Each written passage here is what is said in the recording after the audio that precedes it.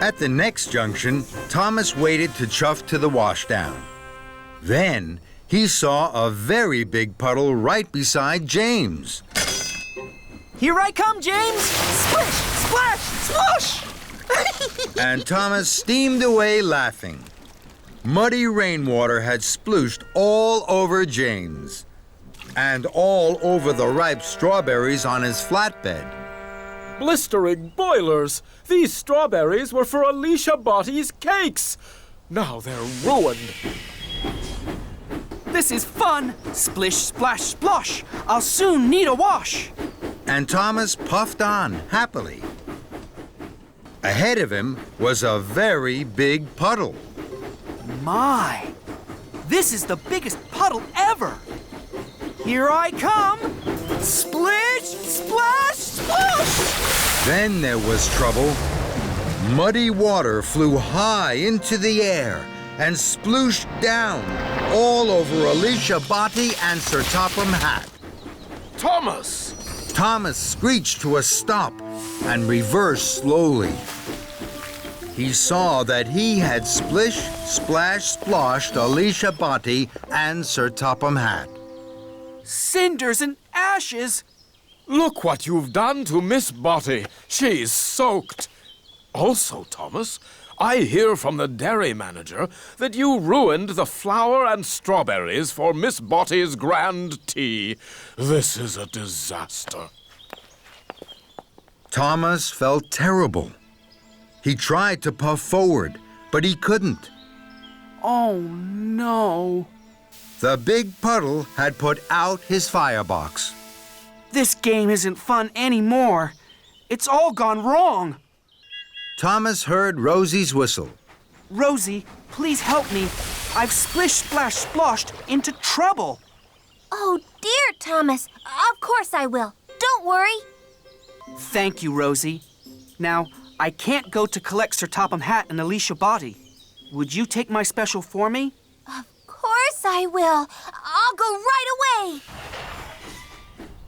There was a very big puddle on the right track. Look at that big puddle. It's perfect for splish, splash, splashing. No, I'm not going to splish, splash, splosh anymore. I must make sure that Alicia Bottie's grand tea is on time. Thomas puffed in with the fresh strawberry cakes for the grand tea. You're just in time, Thomas. Thank you, sir. I'm sorry I caused confusion and delay. Rosie puffed up to Thomas. I found another puddle. It's perfect for our game. We can play again. No, thank you, Rosie. I think I've done enough splish, splash, sploshing for one day. Then there was trouble. Workers were mending the broken track. The broken track was very bumpy. Thomas bumped and jumped. The books jiggled and joggled. Then Thomas hit the biggest bump of all. Whoa! Cinders and ashes! The freight cars bounced high in the air. They crashed and bashed. They clattered and shattered down to the tracks. Thomas put on his brakes. The books flew high and wide through the air and landed all over Farmer McColl's field. Oh, my! The freight cars are broken. The storybooks are all over the field, and the children now won't have their special story time. And it's all my fault. I was in such a hurry to be on time, I didn't want to wait. I should have waited for the books to be covered, and I shouldn't have taken the bumpy branch line. Oh, dear. Fizzling fireboxes. What am I going to do? Thomas looked at the storybooks. The sun was shining on them. The books looked even redder and greener and bluer than they had in the freight cars. The storybooks look so pretty in this field. I wish the children could see them. Then an idea flew into his funnel. Here we are, the Picnic Storytime Special.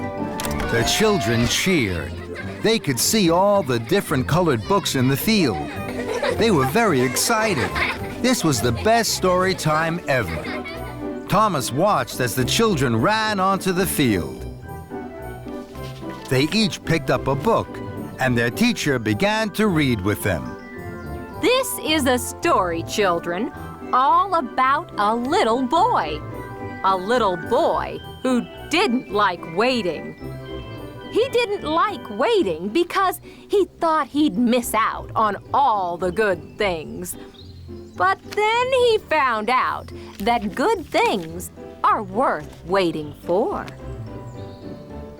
As the story began, Thomas looked at all the happy children. He smiled his biggest smile. The children's picnic story time really is worth waiting for. Thomas stopped at a crossing. Gordon was there. Percy is being fixed. Tomorrow, I'm going to deliver the mail run for him. Percy's mail run? Have you asked Percy how to do it? Don't worry, Gordon. I know all about delivering the mail. Do you indeed? Then the gate opened, and Thomas puffed quickly away. Thomas pulled into Tidmouth's sheds. He wanted to tell Percy all about the mail delivery, but Percy wasn't there. Sir Topham Hatt was there. He was cross. Someone woke Mavis up too early by tooting too loudly on their whistle. Then someone woke up Cranky at the docks and Victor at the steamworks. Now they have all made silly mistakes. Thomas knew he had woken everyone up with his cheerful whistle. He felt terrible. I'm very sorry, sir. It was me. Then, Thomas, as Percy is still not fixed, you must do a better job tomorrow. I will, sir. I promise, sir. Then Gordon arrived. He had heard all about Thomas's trouble with the mail run.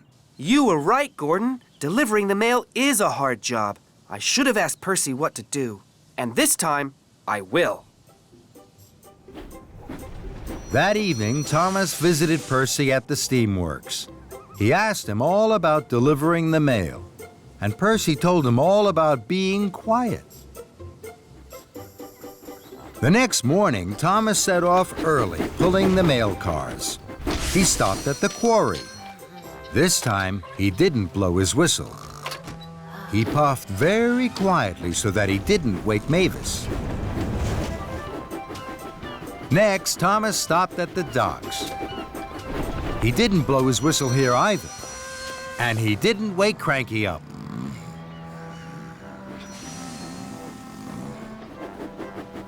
Lastly, Thomas puffed into the steamworks.